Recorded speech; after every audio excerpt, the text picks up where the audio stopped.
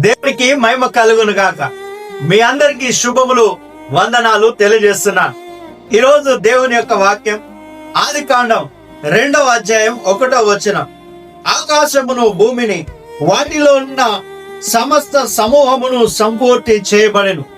ఈ యొక్క వాక్యం ద్వారా దేవుడు మనకు నేర్పిస్తున్న పాఠం, మనము ఏది ప్రారంభించినా సంపూర్ణము చేయాలి.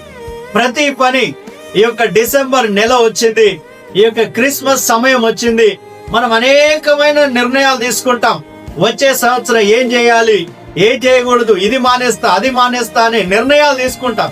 ఈ నిర్ణయాలు తీసుకోవడం కాదు, దాన్ని సంపూర్ణంగా నెరవేర్చే వారంగా. అందుకనే ప్రసంగి 7వ అధ్యాయం 8వ వచనం, కార్య ఆరంభము కంటే కార్య అంతము మేలు అని దేవుడు మనకు నేర్పిస్తూ ఉన్నాడు.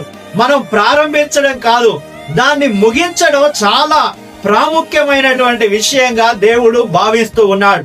అందుకనే మన జీవితంలో కూడా మనం చేసే వ్యాపారమైన, ఉద్యోగమైన, మనం చేసేటువంటి ఏ పనైనా గాని ప్రారంభం చేశాము అంటే ఖచ్చితంగా దాన్ని మనం ముగించే వారంగా, పరిపూర్ణం చేసే వారంగా, ఏది ఏమైనా, ఏది ఎక్కడికి పోయినా గాని, ఎటువంటి పరిస్థితి ఉన్నా, ఏ కాలమైనా గాని ముందుకు వెళ్ళాలి, దాన్ని పరిపూర్ణం చేయాలి, దాన్ని ముగించాలి.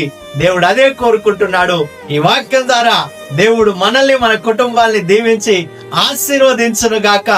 సబ్స్క్రైబ్ చేయండి, షేర్ చేయండి, అందరికీ వాక్యాలు అందరికీ వెళ్ళాలని నేను ఆశిస్తున్నాను. దేవుడు మనల్ని దీవించును గాక. ఆమేన్.